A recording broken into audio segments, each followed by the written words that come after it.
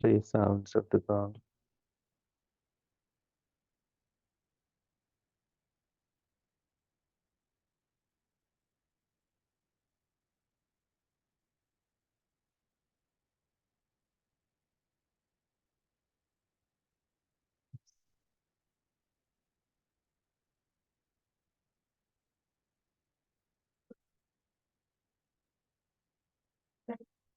Please sit with your back straight and calm your mind. Now repeat after me. I now take refuge in the Buddha. I now take refuge in the Dhamma. I now take refuge in the Sangha. For the second time, I take refuge in the Buddha. For the second time, I take refuge in the Dhamma. For the second time, I take refuge in the Sangha.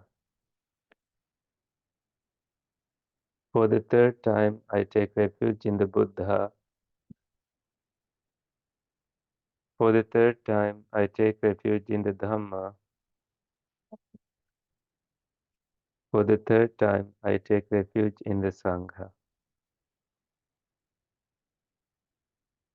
Say five precepts.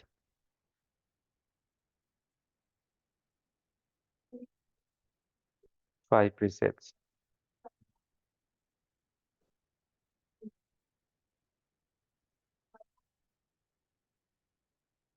Please clear your mind and pay close attention, then repeat after me. I undertake to keep the precept to abstain from killing or harming living beings on purpose.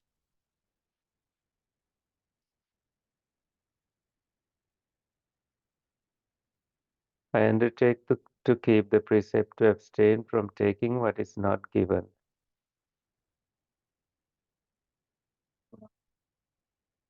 I undertake to keep the precept to abstain from wrong sexual activity.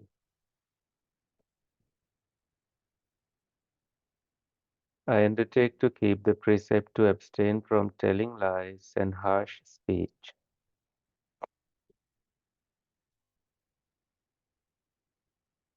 I undertake to keep the precept to abstain from taking drugs and alcohol.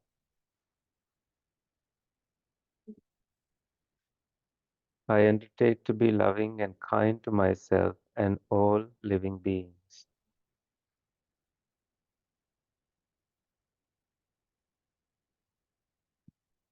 So let us read these five things together. I am subject to old age. I am not exempt from old age. I am subject to illness. I am not exempt from illness. I am subject to death. I am not exempt from death. I will be separated from everyone and everything dear and agreeable to me. I am the owner of my karma, the heir of my karma. I have karma as my origin, karma as my relative, karma as my resort. I will be the heir of whatever karma, good or bad, that I do. Now you have taken the three refuges, the five precepts, and the five recollections. This leads to happiness and peace. Please turn to the other side. And now let us read the verses of the Dhammapada together. Mind is the forerunner of all evil states. Mind is chief. Mind made are they. If one speaks or acts with an unwholesome mind, because of that, suffering follows one, even as the wheel follows the hoof of the draft ox. Mind is the forerunner of all good states. Mind is chief. Mind made are they. If one speaks or acts with a pure mind, because of that, happiness follows one, even as one's shadow that never leaves. He abused me, he beat me, he defeated me, he robbed me. In those who harbor such thoughts, hatred is not appeased. He abused me, he beat me, he defeated me, he robbed me. In those who do not harbor such thoughts, hatred is appeased. Hatred is never overcome by hatred in this world. Hatred is only overcome by love. This is an eternal law. In the unessential, we imagine the essential. In the essential, we see the unessential. Anyone who entertains such wrong thoughts never will realize the truth. What is essential we regard as essential. What is unessential we regard as unessential. Anyone who entertains such right thoughts will realize the truth. Here one develops a mind that rejoices now, and in the future one rejoices. In both states, the well doer rejoices. One who rejoices a lot will be able to see the purity of their own deeds, speech, and thoughts. When one is happy now, they will be happy in the future. In both states, the well doer is happy. Thinking I have done good in the past, one becomes happy and will easily experience a blissful state of mind. Though a person recites sacred texts but doesn't act accordingly, that heedless person is like a cowherd who counts others' cows. They have no share in the fruits of the holy life. Though a person recites the sacred text very little, but acts in accordance with the teaching, they give up lust, hatred, and delusion. They truly know what is good, and this leads to a mind that is free from suffering. They cling to nothing here and in the future. In this way, one shares the fruits of the holy life. You can put that aside, and we will close our eyes and begin our meditation. Bring your body to a resting position.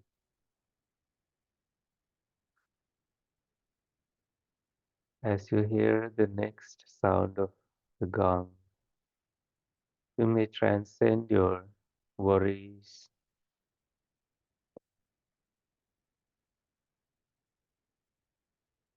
concerns for the future, anxieties, and fears.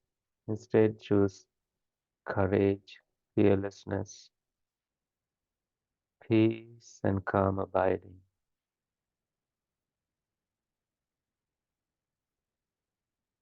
With the next sound of the gong as it disappears, you may come to your body, your home, and begin paying attention to your inhaling and exhaling.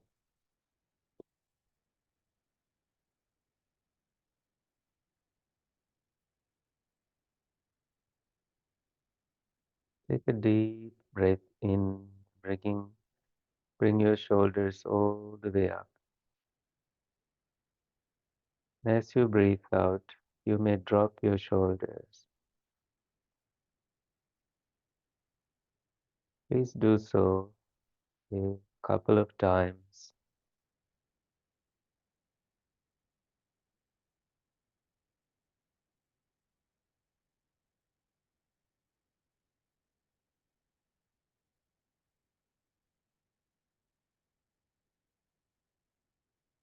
Breathe in, bring your shoulders all the way up, and breathe out, dropping your shoulders. One more time.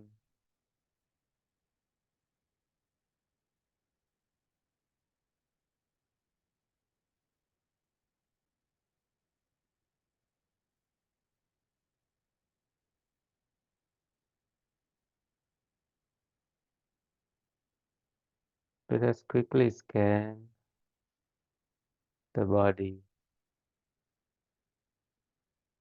bringing a gentle smile to your face, bright and shining. Now,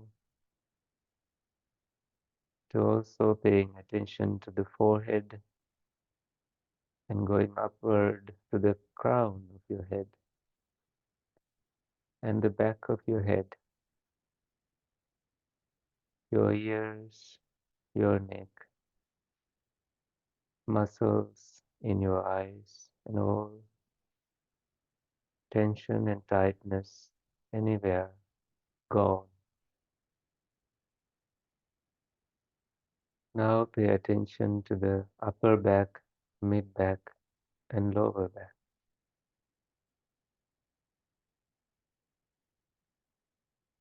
If you have to adjust your posture anytime during this meditation or move to a wall, feel free to do so.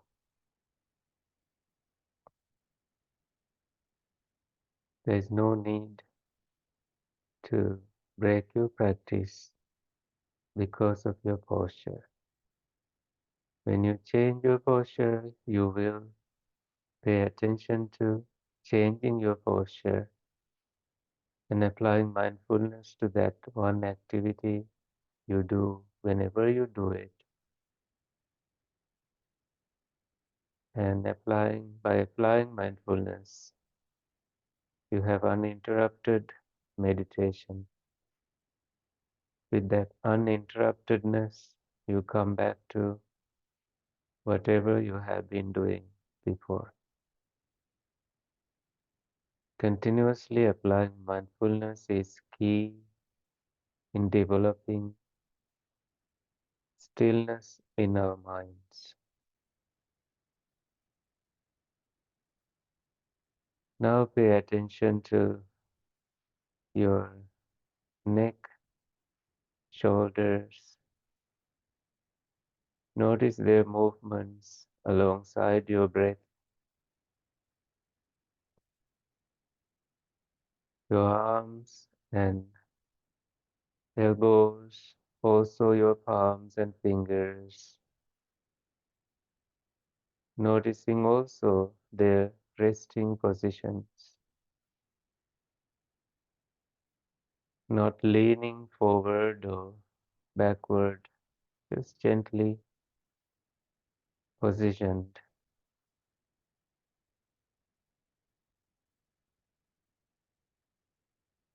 Your abdomen, chest, pelvic area, the sitting bones,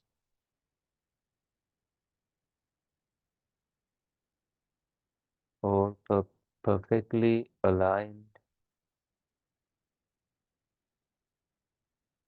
No rushing to go anywhere, just following the instructions. Notice also the knees and their positioning. How else you can comfort these lower parts of your body,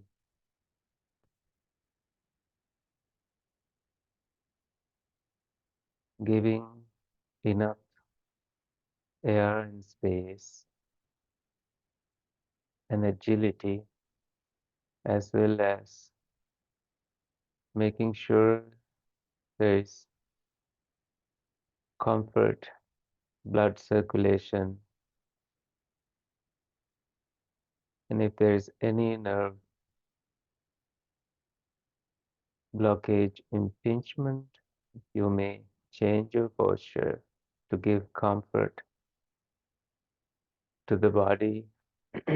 By doing so, you can come back unbothered, undistracted to whatever you have been doing before in your meditation. Now pay attention to your shin bones, the long bones between your knees and your ankles. Having relaxed them, you go to the soles of your feet, and having relaxed them, you go to the toes, and now you are getting deeply rooted to the ground beneath, looking for stability, stamina, courage, perseverance, joy, euphoric, stillness and balance, equanimity. All these things that nurture our roots.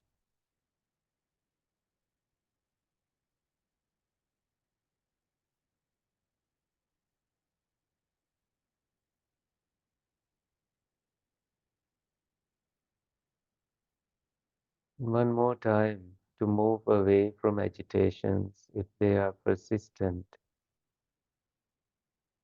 Please tell yourself that you will change your posture mindfully at any time. You will cough, you will do whatever it takes to give a calm and comfortable abiding to your body.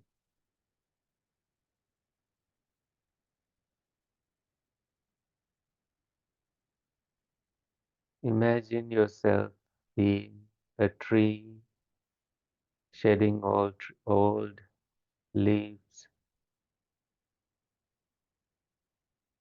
and being unshaken by the winds of shame and guilt, unshaken by eight worldly conditions, loss and gain, fame and defame,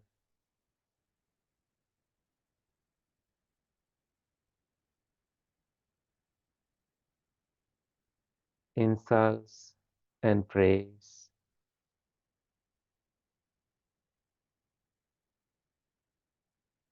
happiness and suffering. The Buddha never said life is suffering. He said there is suffering in life. There is also happiness, and the highest happiness that we can achieve for comfortable abiding, harmonious perspective,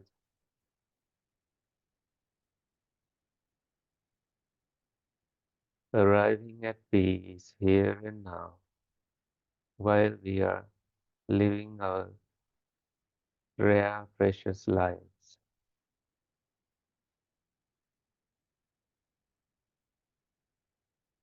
Now you may pause for a moment to see what is present in your awareness.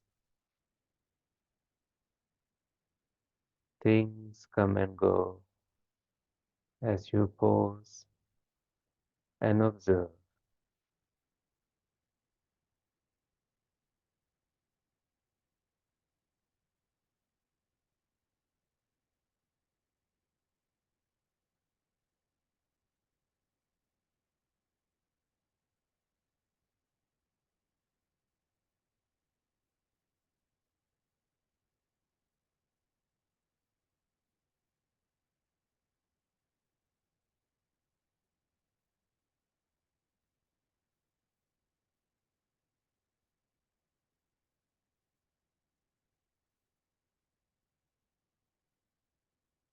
Now, since your eyes are closed, there is no seeing.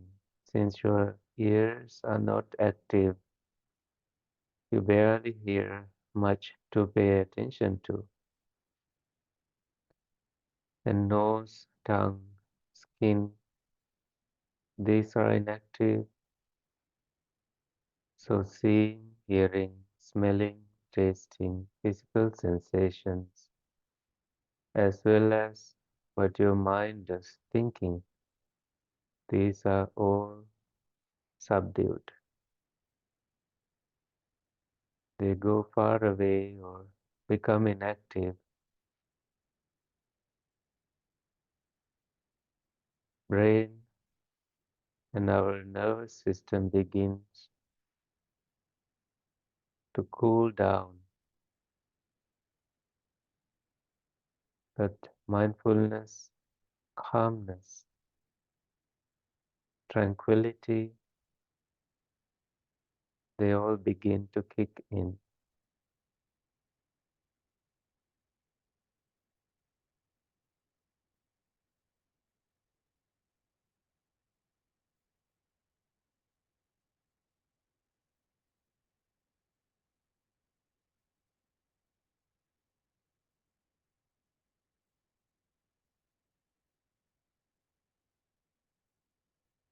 Notice the natural breath and the area where you feel the breath and its presence.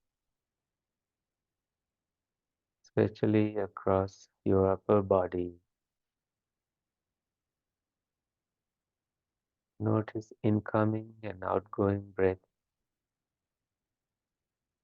Naturally, our body breathing in and breathing out.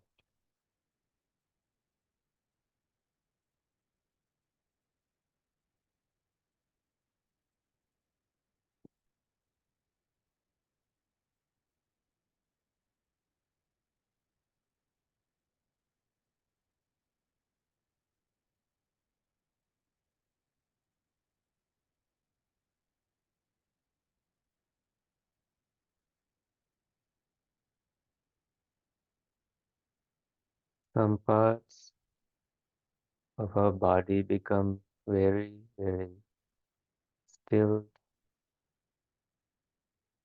not moving. See if you are able to find the rhythm of your breath as you keep your body upright and focused on in breath and the out breath, sustaining your awareness continuously. As this breath is happening now, not in the past, not in the future.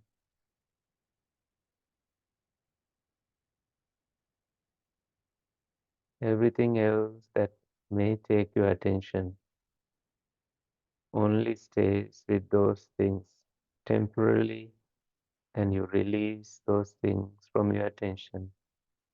Come back to your breath.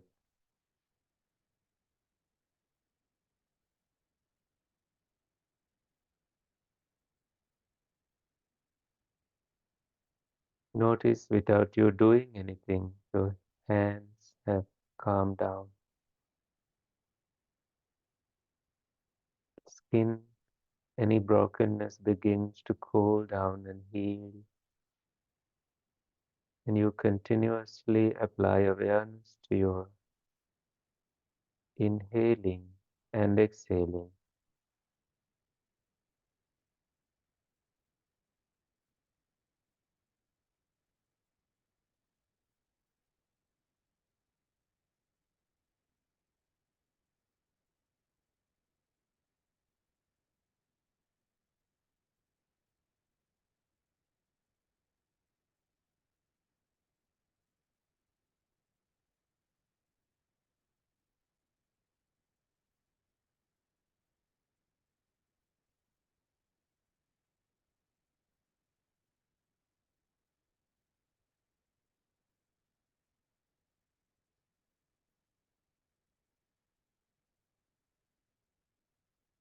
Mindfully, you breathe in, mindfully, you breathe out.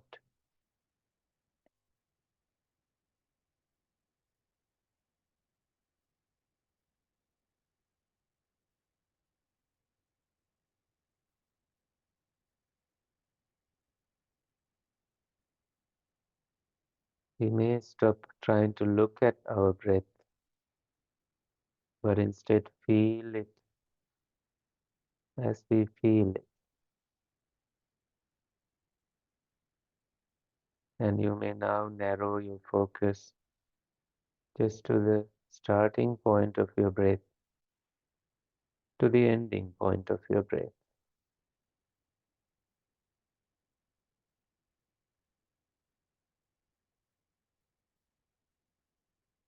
Inhaling and exhaling.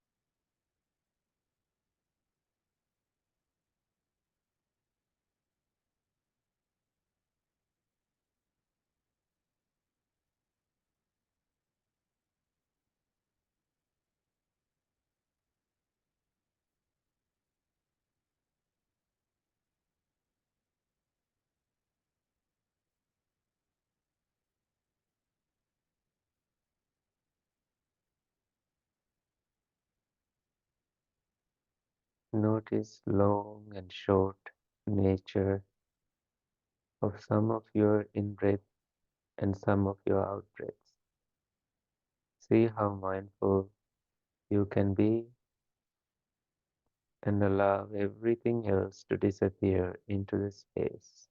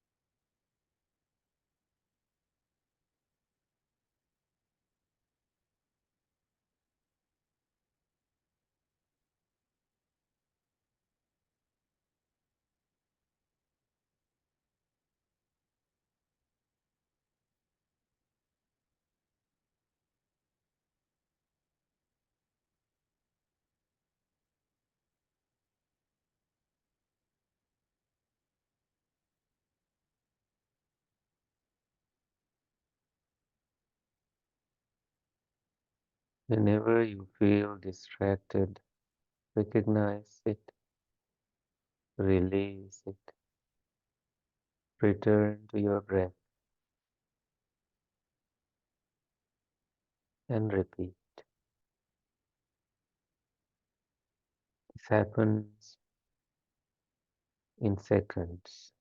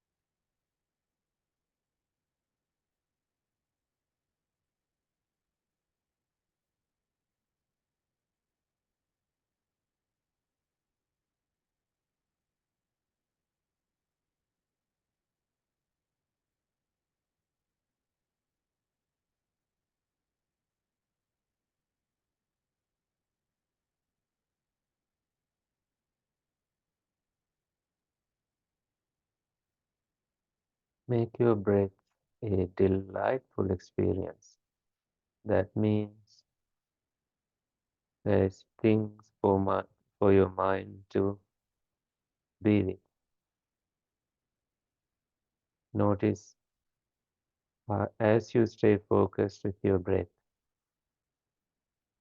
how the mind also follows the rhythmic nature of the body's breathing, experience expansion of the mind into this space. It only takes less energy to notice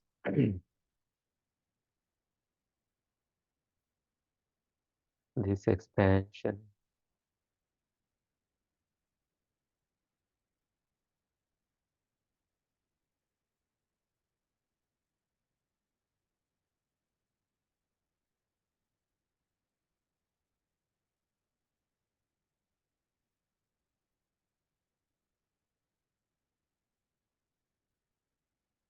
The mind now, without any effort, wants to come back to the home that is your in breath and out breath.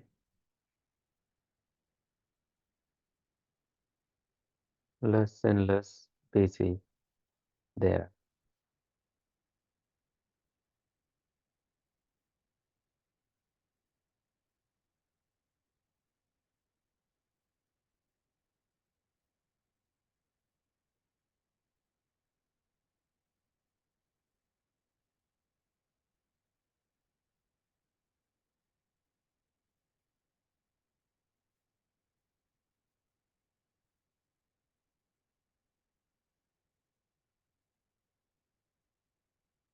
When the mind, thus tamed, everything else is in balance, stays in its own territory, protected, guarded, restrained, and there is meditation energy arising.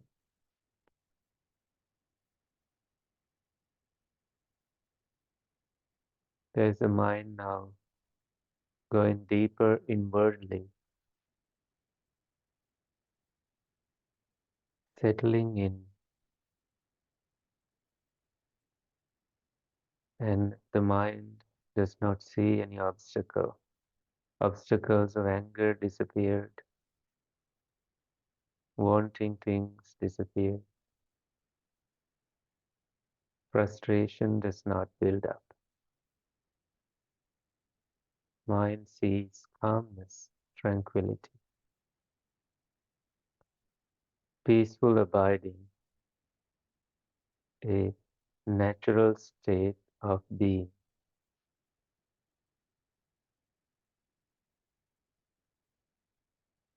With this beginner's mind, we can unlearn, undo, and rewire our brain to see positively, see through the eyes of tranquility, healing,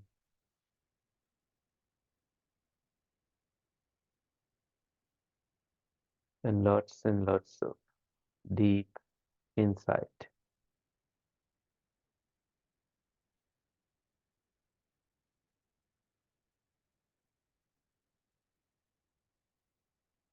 When the mind loses the chains tied to it, tied to the eyes, ear, nose, tongue, body,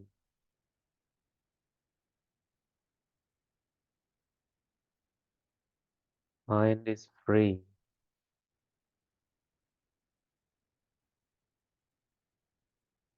inwardly settled, stays in a pleasant abiding, here and now,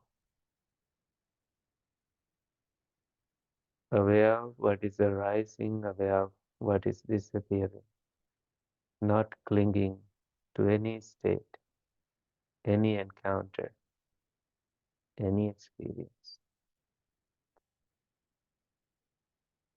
Things arise in their natural state without a story, and then they disappear without you having to do anything.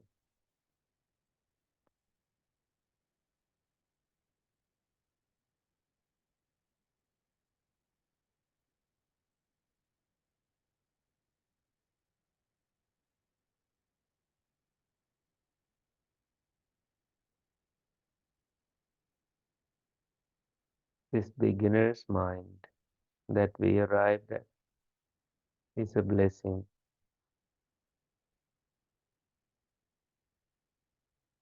It brings happiness. The tamed mind brings happiness, the Buddha said.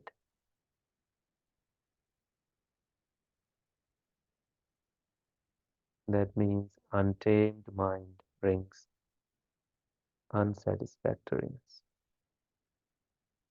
unhappiness.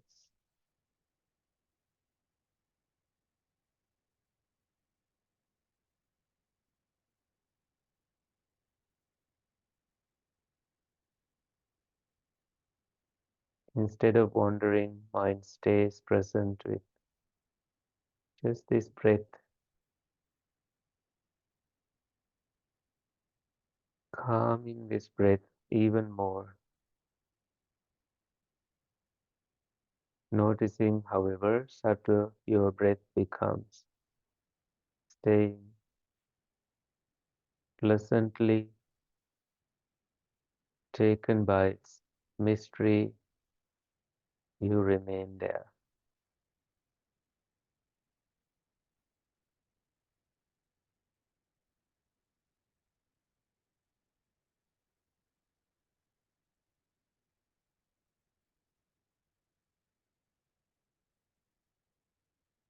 completely surrendering to this breath and letting go.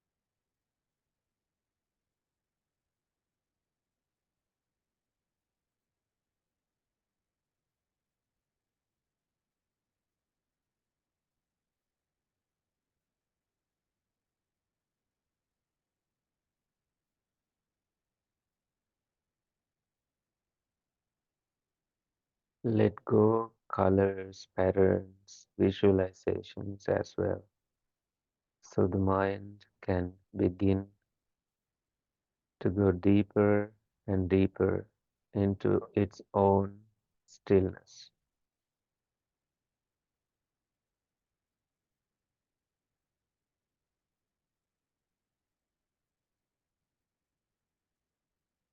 Whatever that arises and tries to take the attention of your mind will not be permanent.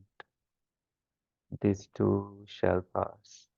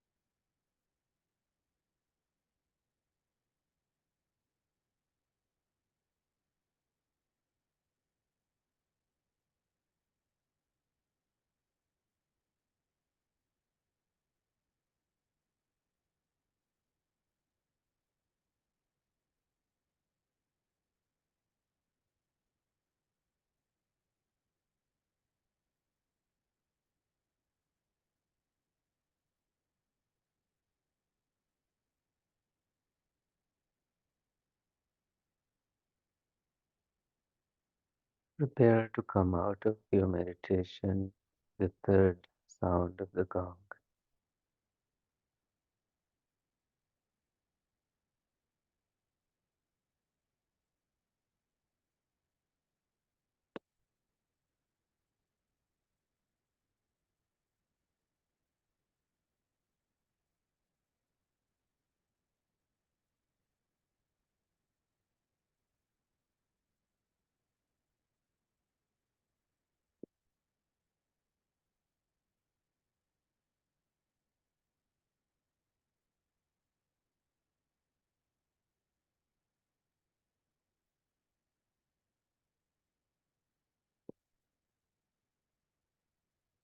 You may now stretch, feel your body again.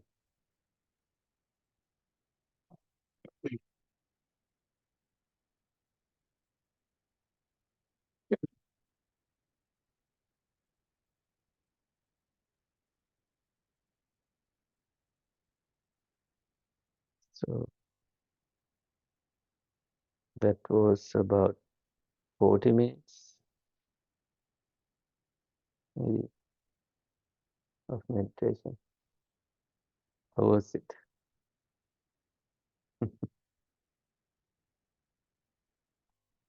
Yeah. It helps me to guide. Also, it apparently helps me as well to go deeper as a guide. Although sometimes some meditating monks say they prefer to just not guide and sit. So in the reading, do you see anything that is interesting, any word that you like to revisit? Any uh, specific place that you were curious of?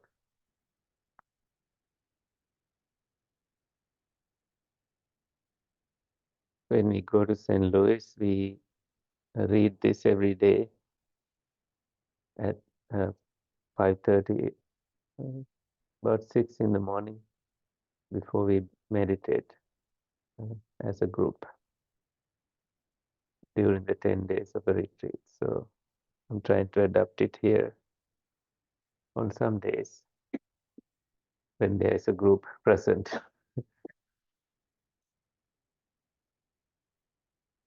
These are famous verses of Dhammapada.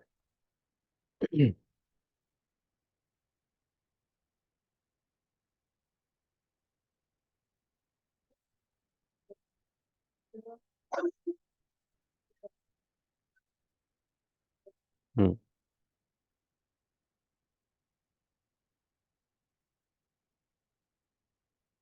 Yeah, this is asare saramatino sare cha saradasino te saran adigachanti samma sankappa no asare saramati te uh, miccha sankappa gochara. So this is the wrong kind of thinking. In the unessential, we imagine the essential.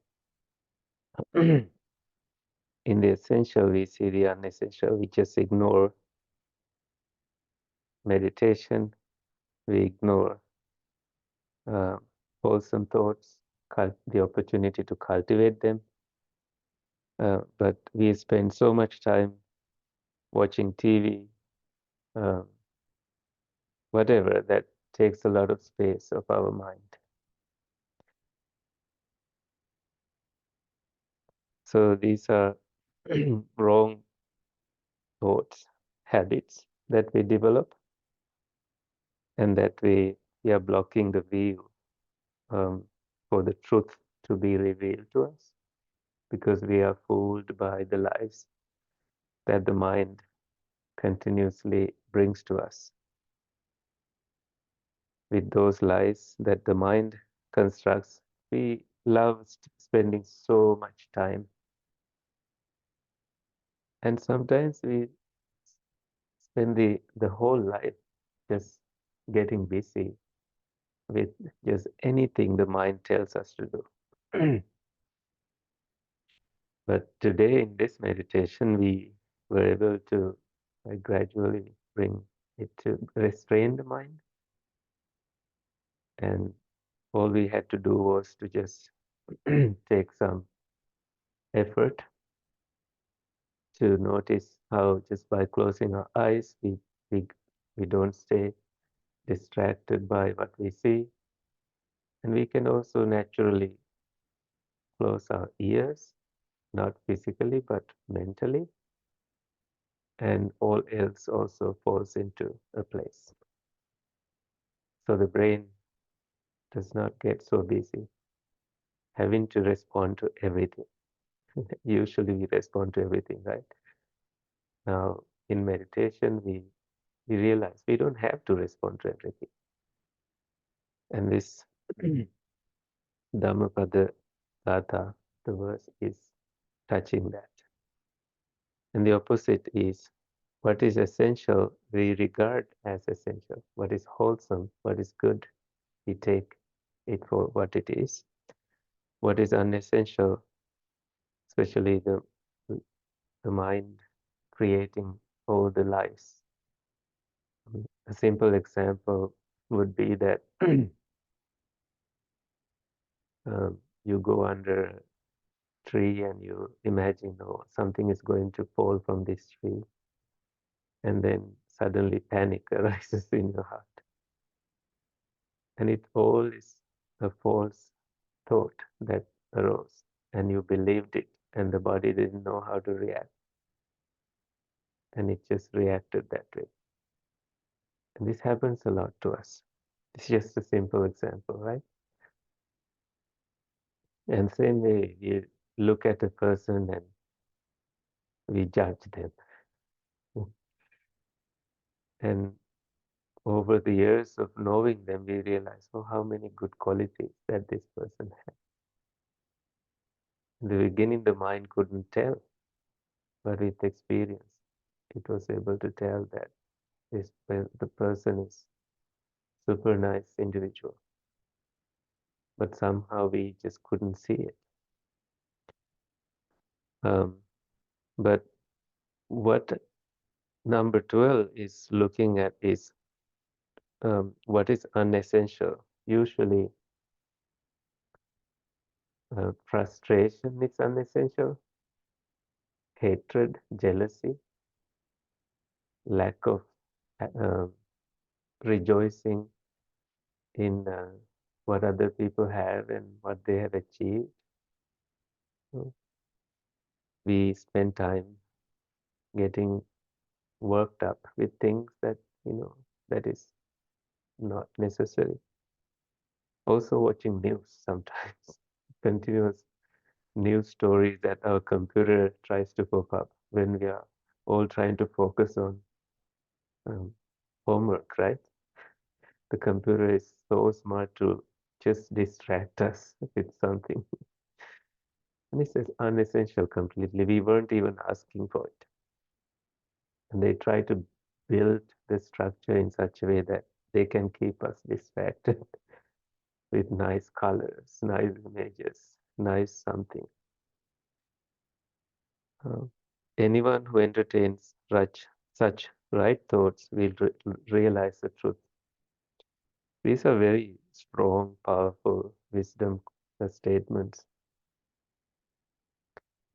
Uh, so, right thoughts is here just something simple as thought to meditate, thought to pause, thought to tame the mind, thought to be mindful with in breath and the out breath,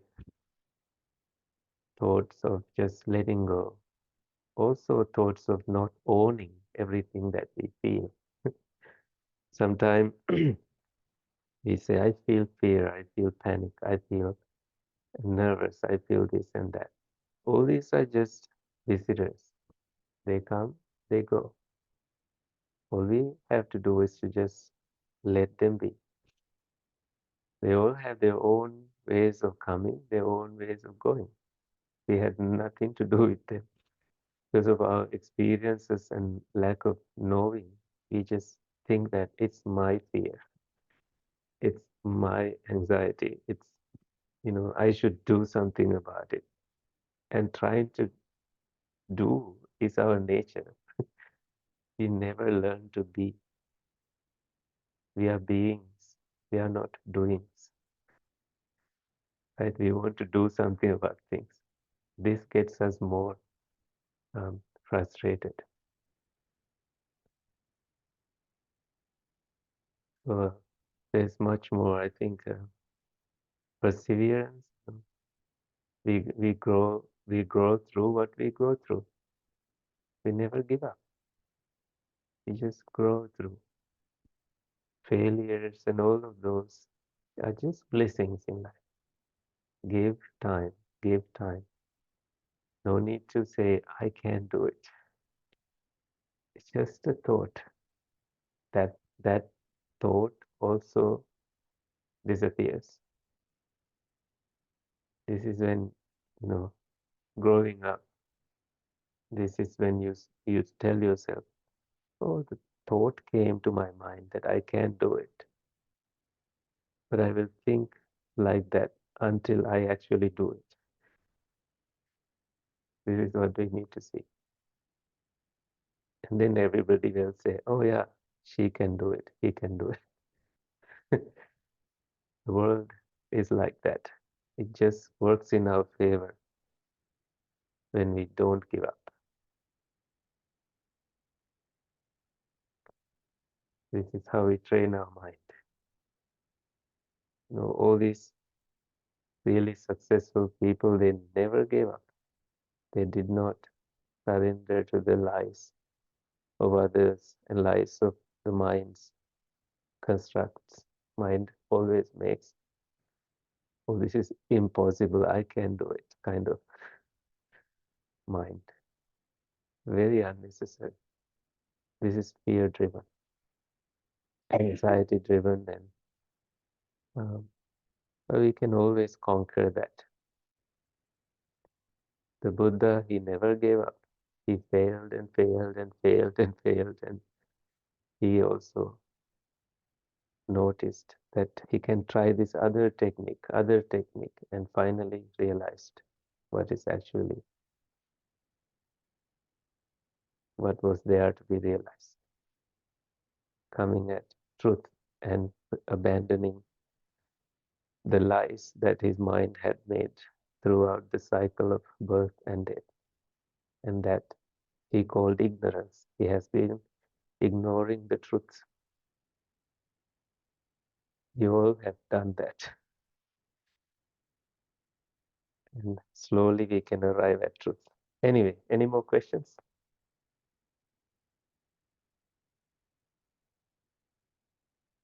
Anything else?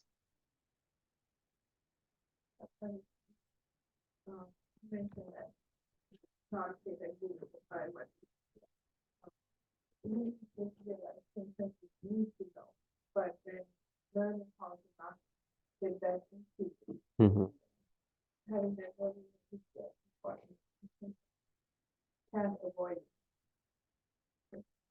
I can sense that we do have that wanting to know a little bit, getting informed about what is happening in our neighborhood, it's like situational awareness also part of it. Like we want to be vigilant and be alert if there was something bad going on in the area.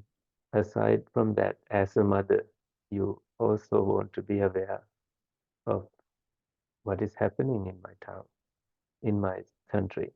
That also is part of it. Continuously wanting to know. But what happens to some mothers also is that when something has happened to somebody else's daughter, and we get so overworked up with that, then we need to observe and pause and see, this is not happening to me. Like you said, trying to not own it is important, because I've seen that happening to some Sri Lankan mothers in Sri Lanka when huge news about something happening to a daughter of somebody else happening. Then they get obsessed over, did my daughter go to school? Is she safe there? All of that happens in her mind. And she then forgets to cook, she forgets to clean, she forgets to do everything else. I mean, I'm just being so naive here, just trying to describe what could happen. But what I was going to go to is that we are also overwhelmed with too much information. This we call an infodemic, not a pandemic. And our bodies don't know how to deal with that. Therefore, just knowing when to stop, when to unplug. This is unnecessary, and I can let go of this. I have my meditation skills sharpened enough to notice, to not own, notice when to let go, notice how unhealthy this could be if I allow it to go in that direction. Again, non-self helps. It isn't, we do see things, but it's not ours.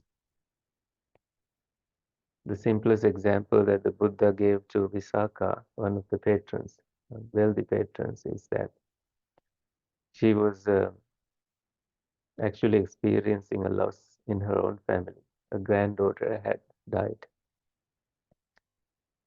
and she was feeling this intense grief. And then her relatives told her, go into that river. It has cold water. Because of cold water, you will not feel any grief in your body. But as soon as she come out of the water, she feels the body. So she realized it's only external treatment that doesn't help. She was still feeling intense grief because of all the memories she had with this grandchild. She went to the Buddha. The Buddha asked, how many people die in this town? It's a big town in India, thousands. And do you feel sad about that? She said, no. And the answer was there. It's because she did not own those deaths.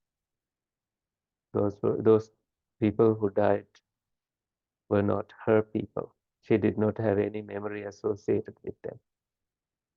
The same way, things die everywhere, like leaves falling. Things arise and pass away.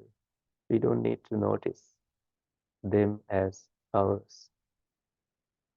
Death is always present with thoughts, with experiences, with actual deaths also happening.